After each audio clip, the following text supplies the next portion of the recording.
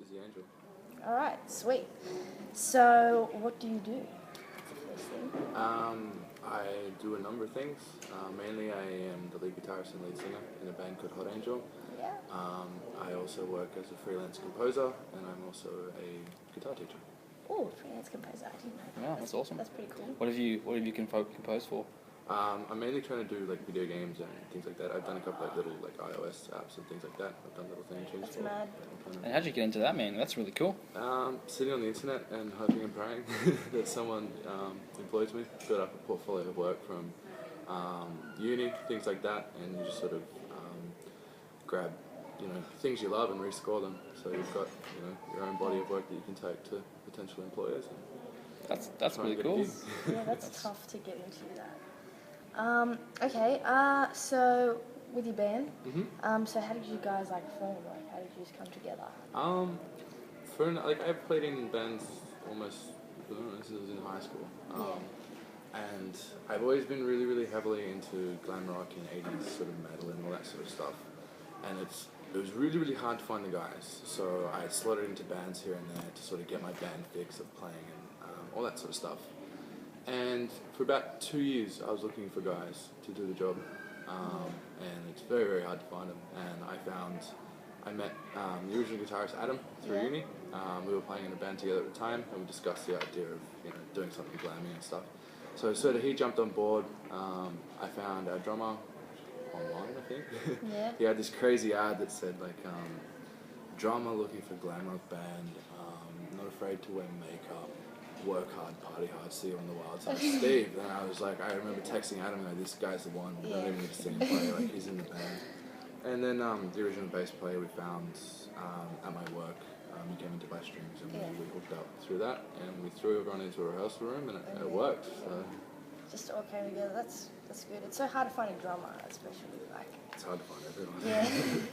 And then it's especially I can relate to people who are dedicated to. Yeah, reliable. That's one of the hardest things in the world. Even if you can play great, doesn't rock up to rehearsals and gigs and things like that. All right. Next question. How did you settle on the name? What? Hot Angel? Hot Angel. Hot Angel. Well, our very first song, Sweet Susie, the first song that I wrote for the band anyway, came out of a very, very chaotic night. And I remember drinking this bottle of bourbon called Rocking Angel, and I originally wanted to call the band Rocking Angel because I thought it was the coolest thing in the world. And then I thought sex sells, and I thought there's this idea of hot and angel. That idea is preposterous, and I thought it's great. It's cheesy, it's short, it's cool. So it just sort of stuck. Awesome. Yeah, it's catchy. All right.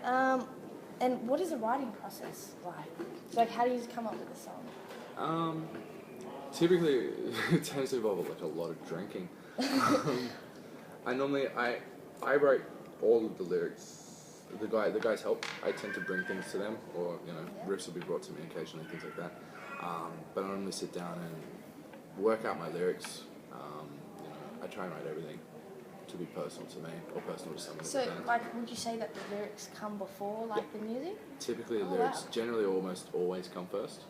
There's been a couple riffs that come first. And then I bring it into rehearsal, or I'll make a demo, play it to the boys. They'll put their spin on it. We'll rework out melodies and riffs and structures and things like that. And then we just sort of smash them out in a rehearsal room until we're ready to try them live. That's cool. And with your lyrics, what inspires? So they're personal to you. Yeah, a lot of them are about it's sex, drugs, and rock and roll. Really, it's a lot about. I had a lot of problems with depression and drugs and things when I was younger. So there's a lot of things about that. A lot of things about girls, and it's this really sick twist of sort of internal dark themes mixed with happiness, man. It's rock and roll. You gotta be happy. You take what's crap and you want to see people smiling back at you. You don't want to see a crowd full of people ready to neck it. So it's all smoke and mirrors. Alright, awesome. And how do you guys go about getting gigs? That's actually, my drummer asked me that the other day. He goes, dude, how do we get gigs? It tends to come through me every now and then, and someone else will get offered the show. I don't know. we really don't know. I suppose there's a few ways. Like, if there's a show we really want to go on, Yeah. we'll find who's running it, things like that, Yeah. and just be like, hey, look, here's our stuff. Can you have a listen? You know. Yeah. The other way we sort of tend to hook up with bands that we've played with or we see out when we go out and go, hey, dude, we should do a show. Once one of us has a show, you know, we'll put each other on the bill and things like that. So yeah, the more you network, the more shows sort of come your way, whether you sort of push your nose in the door or they get handed to you. Awesome. So just connections. All right. And what's the best show you've ever played? Best show I've ever played. What's the most fun? I think the most fun show I ever played was on New Year's Eve, last year, 2013, in Adelaide. I think that was possibly one of the most chaotic nights of my life. Yeah. We'd done a string of shows between Christmas Day and New Year's, and we were all so tired. We hadn't slept. It was like gig, go home and pack, get on the plane.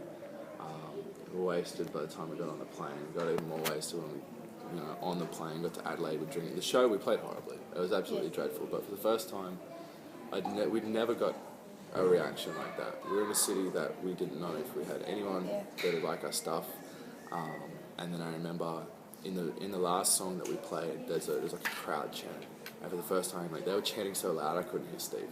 I couldn't hear the drums. I couldn't. It was incredible, man. That's amazing. So yeah, it was really fun. It was horrible. We played absolutely appallingly. We were a mess after so many shows and no sleep and travel, but it was great fun. Actually, funny, I think I did see a Facebook post of when you were on tour in Adelaide of you on a street curb with a bottle of bourbon, absolutely just out of it. Well, we lost. I got separated from the band. I'm carrying my guitar head and my guitar case through. I carried it for about 4 kilometers through Adelaide. We got jammed in a random taxi. Lou and Steve ended up somewhere. And then we eventually met back at this house, and they just like caught the bus. And it was absolutely insane. And there's a photo somewhere online of us at 5 a.m. at the airport coming home to Sydney, and like, we're past dead. We were like not okay, but yeah, it was one of the greatest sort of nights of our lives. That sounds really cool, man. Yeah, it was really fun. And so you guys have been on tour together. Mhm. So how was that? Like, there's 3 of you? Yeah, at the time when we toured, there's 3. We now have a 4th. Well, we had a 4th member, now the bass player's gone, so we're back to 3. We're between bass players at the moment. So how was it touring with like 3 guys? It's close. I think our drummer finds it's the hardest because I think he's a touch on the homophobic side. So I don't do anything to help that. I'm always naked in the hotel room, and it's you go very close. You argue and you bicker, and it's almost like being in a 4 or 3-way marriage. You get very, very close. You get very, very angry. You get very, very happy. It's a really emotional sort of ride, being trapped in a car or trapped in a hotel or playing with these guys. But yeah, you come out. Even though Lou doesn't play with us anymore, it's like he's still always going to be a family member because we had that experience. So yeah, you learn a lot on tour. Awesome. Okay. And like, do you guys have anything planned for the future? Yeah, I don't know if I'm supposed to say this, but we've got a single on the way. It's in the works. So a new single, another couple surprises coming from the band and each of us personally, but time will tell. But at the moment, yeah, there's a new song that we debuted live at the Vanguard about a month ago. Yeah. And we're happy with how it went down. So hopefully sometime soon we'll be in the studio to get it out. Any upcoming gigs or anything? At the moment, we're not sure. We're still in between. We're working with the feeling bass player at the moment, but it's yet to be seen. Hopefully, something soon. Inevitably, we'll play again soon. Sweet. Cool. So, what do you want to look back on, like, say, in the next 10, 15 years, and have achieved in this industry, in the music industry in Australia? See, it's a tricky question. I mean, if you were to say in the music industry, I think there's a lot of answers. In the music industry in Australia, as harsh as it seems, I think there's 2 words: get out. We haven't really been active in this country massively long, about 18 months, but it's scary that in 18 months how much we've learned. That this is it's a great place. It's a great place to play. There's a lot of supportive people. There's also a lot of negativity, and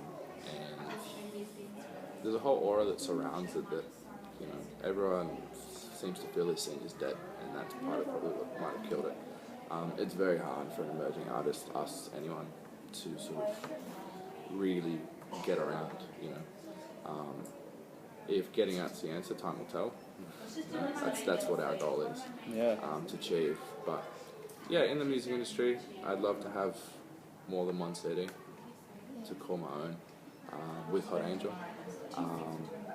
And yeah, hopefully a lot more memory, a lot more tours, a lot more nights. And yeah, just to show people that, man, like, rock and roll's not dead. You can come and do it too. It's a whole lot of fun. Yeah, it's scary too, man, because the Australian scene, you're right, it feels like it's dead. It feels like nothing's happening. So since you've been like out for 18 months touring, and you know, you've actually achieved quite a bit in that short amount of time. I think we've been very, very lucky. I think, honestly. I mean, our mantra is every bullet and every gun. You know, we go out to do a lot of things that we think that bands won't do. Some of them are cheap, some of them are scary, some of them are quite frankly dangerous. But yeah, I don't know. We came in as strangers to our scene. You know, nobody really knew us. We were the new kids on the block, and I think we came in at the right time, and we were something interesting and new and refreshing. And I think we've made a lot of wise decisions on how to channel that, and I think that's probably why we've been able to get as far as we have. Yeah. Is there any advice you'd have for bands who are starting out and who, you know, are ambitious to get into this industry and make music? Yeah, I'd say write lots, and don't ever stop writing. Be genuine in your writing, because people can smell it. Even if someone doesn't know that, oh, you should have played an F flat 5 here instead of a something, doesn't matter. F flat doesn't actually exist. Keep writing, keep playing. Set realistic goals for yourself. Don't think, I want to be a rock star. Think, in 6 months, do I want, do I want Facebook fans? Do I want, CD sales? Do I want to have a CD? Do I want to have this many songs written? And find the guys or girls that are willing to go through hell with you to do it. Because it'll never happen. You need commitment. One person can't be a band. So yeah. Man, that's some awesome advice, man. Thanks for that. Thanks for your time. Anytime, man. Happy to do it. I can vouch for your live performance. Hot Angel Live is fantastic. They really bring it. Like, the atmosphere is incredible. Thanks, man. So is there any way that you'd like to tell us where we can catch up with you and find out what's coming up? Yeah, man. You can grab us on Facebook at www.facebook.com/hotangelband. You can throw Hot Angel into Google or into YouTube, find our stuff. I think we have Twitter. But yeah, Facebook, catch up with us. Hell, we're all on there. Our personal profiles are all up for grabs. Come and talk to us. Come and ask if you want, advice or, gigs, or to give me lots of money, anything that you'd like. But yeah, more than happy to talk to anyone and share what I know. It might be a little bit, might be a lot, I'm not sure what I know, but yeah, I can share what I know, and if it helps, great. Thanks so much. Izzy Angel, everyone.